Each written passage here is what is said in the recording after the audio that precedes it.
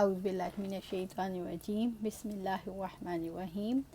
اور آپ مومن عورتوں سے بھی کہتے ہیں کہ اپنی نگاہیں نیچی رکھیں اور اپنی شرم گاہوں کی حفاظت کریں اور اپنی زینت کو ظاہر نہ کریں مگر جو اس میں سے جو خود ظاہر ہو جائے، اور اپنی اوڑھنیاں اپنے گریبانوں پر ڈالے رہیں اور اپنی زینت کسی کے سامنے ظاہر نہ کریں مگر اپنے شوہروں کے یا اپنے باپ دادا کے یا اپنے شوہروں کے باپ دادا کے یا اپنے بیٹوں کے یا اپنے شوہروں کے بیٹوں کے یا اپنے بھائیوں کے یا اپنے بھائیوں کے بیٹوں کے یا اپنی بہنوں کے بیٹوں کے یا اپنی عورتوں کے یا اپنے غلاموں کے یا تابع رہنے والے مردوں کے لیے جو شہوت والے نہ ہوں، یا ان بچوں کے لیے جو عورتوں کی پوشیدہ باتوں سے واقف نہ ہوں، اور اپنے پاؤں زور سے زمین پر نہ ماریں کہ ان کی وہ زینت جسے وہ چھپاتی ہیں معلوم ہو۔ اور اے مومنو، تم سب مل کر اللہ تعالیٰ کی طرف توبہ کرو تاکہ تم فلاح پاؤ۔ سورۃ النور آیہ 31۔ وَقُلْ لِلْمُؤْمِنَاتِ يَغْضُضْنَ مِنْ أَبْصَارِهِنَّ، اور آپ مومن عورتوں سے بھی کہتے ہیں کہ اپنی نگاہیں نیچی رکھیں۔ عورتوں کے لیے غض بصر کے لیے وہی احکامات ہیں جو مردوں کے لیے ہیں، لیکن دونوں کا معاملہ کسی حد تک مختلف بھی ہے۔ مسجدوں، بازاروں اور سفروں میں عورتیں نقاب اوڑھ کر جاتی تھیں کہ مرد انہیں نہ دیکھیں، مگر مردوں کو یہ بھی حکم نہیں دیا گیا کہ وہ نقاب اوڑھیں تاکہ عورتیں انہیں نہ دیکھیں۔ اس سے پتہ لگتا ہے دونوں کے معاملہ میں حکم مختلف ہے۔ اللہ تعالیٰ نے مومن عورتوں کو نظریں جھکانے کا حکم دیا، جس کا مطلب ہے ارادے سے غیر مردوں کو نہ دیکھنا، نظر پڑ جائے تو ہٹا دینا، دوسروں کے سطر دیکھنے سے پرہیز کرنا، مجلس میں آمنے سامنے بیٹھ کر دیکھنا ممنوع ہے، راستہ چلتے ہوئے یا دور سے کوئی جائز کھیل دیکھتے ہوئے مردوں پر نظر پڑنا گناہ نہیں، حقیقی ضرورت پڑنے پر ایک گھر میں رہتے ہوئے دیکھنے میں بھی کوئی حرج نہیں۔ آپ صلی اللہ علیہ وسلم نے نابینا کو دیکھنے سے روکا۔ حضرت ام سلمہ رضی اللہ تعالیٰ عنہ اور حضرت میمونہ رضی اللہ تعالیٰ عنہ رسول اللہ صلی اللہ علیہ وسلم کے پاس بیٹھی تھیں، اتنے میں ابن ام مکتوم آ گئے۔ آپ صلی اللہ علیہ وسلم نے اپنی بیویوں سے فرمایا ان سے پردہ کرو۔ بیویوں نے عرض کیا یا رسول اللہ صلی اللہ علیہ وآلہ وسلم، کیا یہ اندھے نہیں ہیں؟ نہ ہمیں دیکھیں گے نہ پہچانیں گے؟ تو آپ صلی اللہ علیہ وسلم نے فرمایا کیا تم بھی اندھی ہو؟ کیا تم انہیں نہیں دیکھتی؟ حضرت ام سلمہ رضی اللہ تعالیٰ عنہ کہتی ہیں یہ واقعہ اس زمانے کا ہے جبکہ پردے کا حکم آ چکا تھا۔ کسی عورت کے لیے جائز نہیں کہ اپنے مردوں کے سامنے دوسری عورتوں کے تذکرے کرے، اس طرح کرے کہ جیسے وہ اسے دیکھ رہا ہو۔ اسی وجہ سے عمر فاروق رضی اللہ تعالیٰ عنہ نے حضرت عبیدہ رضی اللہ تعالیٰ عنہ کو خط لکھا کہ مجھے معلوم ہوا کہ بعض مسلمان عورتیں غیر مسلم عورتوں کے ساتھ حمام میں جایا کرتی ہیں، یہ کسی طرح بھی جائز نہیں۔ آپ صلی اللہ علیہ وسلم کا حبشیوں کا کھیل دکھانا۔ حضرت عائشہ رضی اللہ تعالیٰ عنہ سے روایت ہے 7 ہجری میں حبشیوں کا وفد مدینہ آیا اور اس نے مسجد نبوی کے احاطے میں ایک تماشا کیا تو آپ صلی اللہ علیہ وسلم نے خود سیدہ عائشہ کو یہ تماشا دکھایا۔ وَيَحْفَظْنَ فُرُوجَهُنَّ، اور اپنی شرمگاہوں کی حفاظت کریں، یعنی اپنے سطر کو کھولنے سے پرہیز کرنا۔ عورت کا اپنا سطر دوسرے کے سامنے کھولنے سے پرہیز کرنا۔ اس معاملے میں عورتوں کے لیے بھی وہی احکامات ہیں جو مردوں کے لیے۔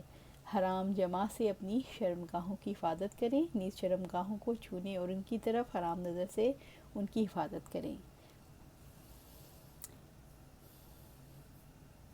وَلَا يُبْدِينَ زِينَتَهُنَّ، اور اپنی زینت کو ظاہر نہ کریں۔ ظاہری لباس جس کو عادت کے مطابق پہنا جاتا ہے اور اس کی نمائش کو نہیں روکا جا سکتا، الا ما ظہر منہا، مگر جو اس میں سے جو از خود ظاہر ہو۔ اس میں آتا ہے اس لباس میں ایسی کوئی چیز نہیں ہونی چاہیے جو فتنے کو دعوت دے۔ اسلام اس زینت کو مستثنیٰ قرار دیتا ہے جس کا چھپانا ممکن نہ ہو، مثلا چادر، عبایا اور اسکارف جو عورت کے جسم پر ہونے کی وجہ سے خوبصورت دکھائی دیتا ہے۔ ظاہر اپنی مرضی اور اختیار سے کیا جاتا ہے، اسلام نے اسے روک دیا۔ ظاہر ہونے میں انسان کا اختیار اور مرضی شامل نہیں، اسلام نے اس کے رخصت دی۔ اسلام رخصت کو ظاہر کرنے کی حد تک لے جانے کی اجازت نہیں دیتا۔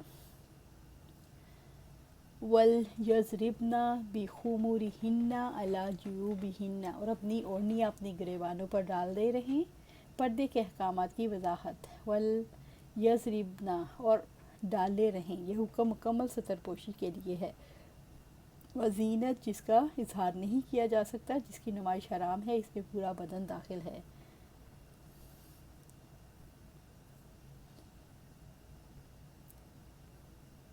ولا یبدینا زینتہن، اور اپنی زینت کسی کے سامنے ظاہر نہ کریں۔ شریعت نے رشتوں کے سامنے زینت کا اظہار کرنے کی اجازت دی جن کا ہر وقت گھر میں آنا جانا رہتا ہے۔ دوسری مسئلہ یہ ہے کہ قربت اور رشتہ داری کی وجہ سے ان رشتوں کی طرف فطری طور پر جنسی میلان نہیں ہوتا، جس کی وجہ سے فتنے میں مبتلا ہونے کا ڈر نہیں۔ الا لبعولاتہن، مگر اپنے شوہروں کے لیے، یعنی شوہروں کے سامنے زینت کا اظہار جائز ہے۔ او آبائہن او آبائی بعولاتہن، یا اپنے باپ دادا کے یا اپنے شوہروں کے باپ دادا کے، یعنی اپنے باپ دادا، پر دادا، نانا، پر نانا کے سامنے زینت کا اظہار جائز ہے۔ او ابنائہن او ابنائی بعولاتہن، یا اپنے بیٹوں کے یا اپنے شوہروں کے بیٹوں کے۔ اس میں اپنے بیٹے، پوتے، پڑپوتے، شوہروں کے بیٹے، پوتے، پڑپوتے سب شامل ہیں۔ وَإِخْوَانِهِنَّ أَوْ بَنِي إِخْوَانِهِنَّ، یا اپنے بھائیوں کے یا اپنے بھائیوں کے بیٹوں کے۔ اس میں بھائی، بھتیجے اور ان کے بچے، خواہ وہ حقیقی ہوں یا لاتی، باپ شریک یا خیافی یعنی ماں شریک، سب شامل ہیں۔ او بنی اخواتہن، یا اپنی بہنوں کے بیٹے، اس میں بھانجے اور بھانجوں کے بچے بھی شامل ہیں۔ او نسائہن، یا اپنی عورتوں کے، اس سے مراد مسلمان عورتیں ہیں، اس سے مراد خدمت گار عورتیں، باندیاں، لونڈیاں وغیرہ سب شامل ہیں۔ او ما ملکت ایمانہن، یا اپنے غلاموں کے، یعنی اس غلام کے لیے جو گھر میں صرف خواتین کی خدمت کے لیے مامور ہو۔ او التابعین غیر اولی الاربۃ من الرجال، یا تابع رہنے والے مردوں کے لیے جو شہوت والے نہ ہوں، یعنی وہ مرد جو تمہارے زیر دست ہوں اور تمہارے ساتھ ان کا تعلق ہے، جو کسی قسم کی شہوانی اغراض سے نہ رکھتے ہوں، مثلا ناقص العقل لوگ جو شہوانی شعور نہیں رکھتے، اور وہ لوگ جن میں عورتوں کے پاس جانے کی خواہش باقی نہ رہے، ان کی شرمگاہوں میں شہوت نہ ہو، ان کے دل میں خواہش ہو، یا ایسے شخص کے لیے نظر ڈالنا جائز ہے، یا بھی وہ بچے ہوں۔ او الطفل الذین لم یظہروا علی عورات النساء، یا ان بچوں کے لیے جو عورتوں کی پوشیدہ باتوں سے واقف نہ ہوں، یعنی وہ بچے جو اس قسم کی تمیز نہیں رکھتے کہ ان کے لیے غیر عورتوں کو دیکھنا جائز ہے، یا اللہ تعالیٰ نے ان کے لیے علت بیان کی ہے۔ ولا یضربن بارجلہن لیعلم ما یخفین من زینتہن، اور اپنے پاؤں زور سے زمین پر نہ ماریں کہ ان سے وہ زینت جسے وہ چھپاتی ہے معلوم ہو۔ عورت جب چلتی تھی تو پاؤں زمین پر مارتی تھی تاکہ اس کی پازیب کی آواز لوگ سن لیں، اس کی ممانعت کر دی گئی۔ عورت کی خوشبو لگانے کے بارے میں اللہ نے اس سے منع کیا ہے۔ اللہ تعالیٰ نے حواس کو مشتعل کرنے والی چیزوں پر پابندی لگائی۔ آپ صلی اللہ علیہ وسلم نے عورتوں کو حکم دیا خوشبو لگا کر باہر نہ نکلیں۔ آپ صلی اللہ علیہ وسلم نے فرمایا جو میرے محبوب تھے، جو خاتون خوشبو لگائے ہوئے مسجد میں داخل ہو، اس کی نماز مقبول نہیں ہوتی جب تک کہ وہ گھر پہنچ کر غسل جنابت جیسا غسل نہ کر لے۔ وَتُوبُوا إِلَى اللَّهِ جَمِيعًا أَيُّهَا الْمُؤْمِنُونَ لَعَلَّكُمْ تُفْلِحُونَ، اور اے مومنو تم سب مل کر اللہ کی طرف توبہ کرو تاکہ تم فلاح پاؤ۔ توبہ کیا ہے؟ ان کاموں کو چھوڑ دینا جو اللہ کو پسند نہیں، ان کاموں کو کرنا جو اللہ کو پسند ہیں۔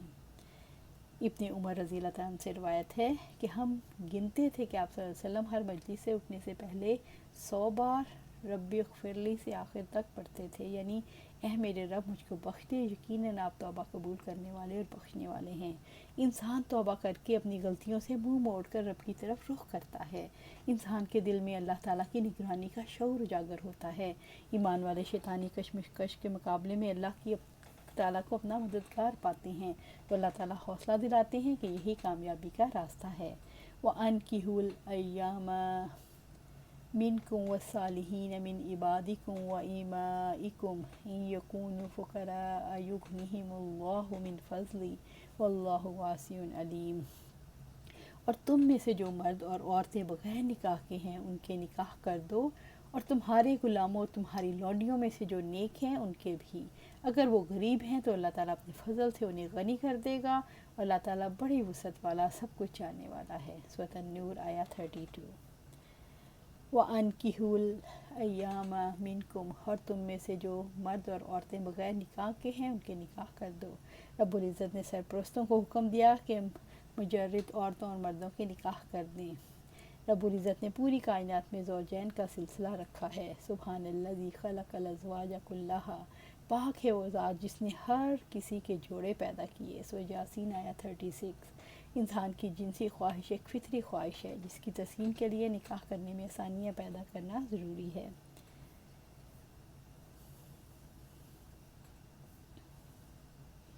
والصالحین من عبادکم و ایمائکم، اور تمہارے غلاموں اور تمہاری لونڈیوں میں سے جو نیک ہیں ان کے بھی۔ یہاں صالحین سے مراد وہ لونڈی اور غلام ہیں جو نکاح کی صلاحیت رکھتے ہوں اور نکاح کے محتاج ہوں۔ یہ وہ لوگ ہیں جو بدکار اور زانی نہیں ہوتے، ان کی صلاحیت کی جزا ہے کہ ان کے نکاح کر دے۔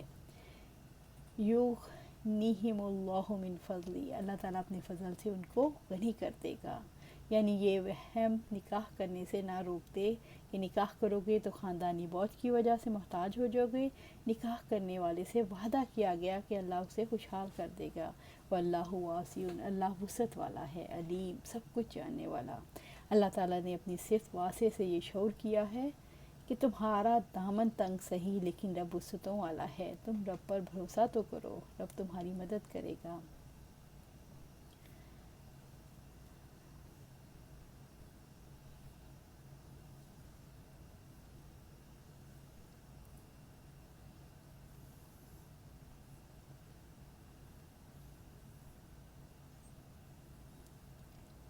اور جو نکاح کی طاقت نہ پائیں وہ لازماً پاک دامنی اختیار کریں یہاں تک کہ اللہ تعالیٰ اپنے فضل سے انہیں غنی کر دے۔ اور تمہارے غلاموں میں سے جو مکاتبت آزادی کی تحریر چاہتے ہیں، اگر تم ان میں کوئی بھلائی جانتے ہو تو ان سے مکاتبت کر لو، اور ان کو اس مال میں سے جو وہ اللہ تعالیٰ نے تمہیں دیا ہے، اور اپنی لونڈیوں کو اگر وہ پاک دامن رہنا چاہتی ہوں تو بدکاری پر مجبور نہ کرو۔ تم دنیا کی زندگی کا کچھ فائدہ حاصل کرو، اور جو شخص ان کو مجبور کرے گا تو ان کی مجبوری کے بعد یقیناً اللہ تعالیٰ بے حد بخشنے والا نہایت رحم والا ہے۔ سورۃ النور آیت 33۔ وَلْيَسْتَعْفِفْ، اور پاک دامنی اختیار کریں، یعنی جو لوگ نکاح کرنے کی قدرت نہیں رکھتے وہ حرام راستوں پر جانے سے بچیں، پاک دامنی اختیار کریں، اپنے دل میں ایسے خیالات سے بچائیں جو حرام کی دعوت دیتے ہیں۔ الذین لا یجدون نکاحا، اور جو نکاح کی طاقت نہ پائیں، یعنی خود یا ان کے مالک مالی استعداد نہیں رکھتے کہ نکاح کر سکیں، یا ان کے مالک ان کا نکاح نہیں کرتے ہوں اور اپنے مالکوں کو مجبور بھی نہ کر سکتے ہوں۔ حتی یغنیہم اللہ من فضلی، یہاں تک کہ اللہ تعالیٰ اپنے فضل سے انہیں غنی کر دے۔ اللہ رب العزت نے پاک دامنی اختیار کرنے والوں سے وعدہ کیا ہے کہ وہ اپنے فضل سے انہیں غنی کر دے گا۔ وَآتُوهُم مِّن مَّالِ اللَّهِ الَّذِي آتَاكُمْ، اور ان کو اس مال میں سے دو جو اللہ تعالیٰ نے تمہیں دیا، یعنی اللہ تعالیٰ نے جو مال مکاتبوں کے مالکوں کو دیا ہے اس کے بارے میں فرمایا وہ غلام یا لونڈی کی مکاتبت میں اس مال میں سے کچھ دے یا مکاتبت کی رقم میں سے کچھ حصہ چھوڑ دے۔ مِّن مَّالِ اللَّهِ الَّذِي آتَاكُمْ، اور ان کو اس مال میں سے جو دو جو اللہ نے تمہیں دیا ہے، یعنی جس طرح اللہ نے مال دے کر تم پر احسان کیا ہے تم بھی دوسروں پر احسان کرو۔ وَلَا تُكْرِهُوا فَتَيَاتِكُمْ عَلَى الْبِغَاءِ، اور اپنی لونڈیوں کو اگر وہ پاک دامن رہنا چاہتی ہوں تو بدکاری پر مجبور نہ کرو۔ ان اردنا تحسنا، اگر وہ پاک دامن رہنا چاہتی ہیں ایسی حالت میں تو آقا پر واجب ہے اسے بدکاری سے روک دے، اگر وہ پاک دامن نہ رہنا چاہیں تو اس صورت میں وہ بدکار ہے۔ لِتَبْتَغُوا عَرْضَ الْحَیَاةِ الدُّنْیَا، کہ تم دنیا کی زندگی کا کچھ حصہ حاصل کرو، یعنی تمہارے لیے مناسب نہیں دنیا کی مال کی خاطر انہیں بدکاری کے لیے مجبور کرو جبکہ وہ تم سے بہتر اور پاک دامن ہو۔ دنیا کا مال بہت تھوڑا ہے اور تمہاری کمائی تمہاری پاکیزگی ہے، تھوڑے سے سامان دنیا کے لیے دنیا کی ذلت اور آخرت کا عذاب نہ کماؤ۔ وَمَن يُكْرِههُنَّ فَإِنَّ اللَّهَ مِن بَعْدِ إِكْرَاهِهِنَّ غَفُورٌ رَحِيمٌ، اور جو شخص ان کو مجبور کرے گا تو ان کی مجبوری کے بعد یقیناً اللہ تعالیٰ بے حد بخشنے والا نہایت رحم والا ہے۔ لونڈیوں کو بدکاری کی اجازت نہیں دی جا سکتی، یہاں اس سے یہ واضح کرنا مطلوب ہے کہ اگر لونڈیاں اپنی مرضی سے بدکاری کی مرتکب ہوں تو اپنے جرم کی ذمہ دار ہیں، اگر مالک زبردستی پیشہ کرائے تو مجرم مالک ہے۔ وَلَقَدْ أَنزَلْنَا إِلَيْكُمْ آيَاتٍ مُبَيِّنَاتٍ ومثلا من الذین خلوا من قبلکم وموعظۃ للمتقین، اور بلا شبہ یقیناً ہم نے تمہاری طرف واضح آیات اور ان لوگوں کی مثالیں جو تم سے پہلے گزر چکے ہیں، اور متقیوں کے لیے ایک نصیحت بھی نازل کی ہے۔ سورۃ النور آیت 34۔ وَلَقَدْ أَنزَلْنَا إِلَيْكُمْ آیَاتٍ مُبَيِّنَاتٍ، اور بلا شبہ یقیناً ہم نے تمہاری طرف واضح آیات نازل کی ہیں، یعنی رب العزت نے تم پر وہ آیات نازل فرمائی ہیں جو واضح ہیں، جن کی ہمیں ضرورت ہے، جن میں اتنی وضاحت ہے کہ کوئی شبہ باقی نہیں رہتا۔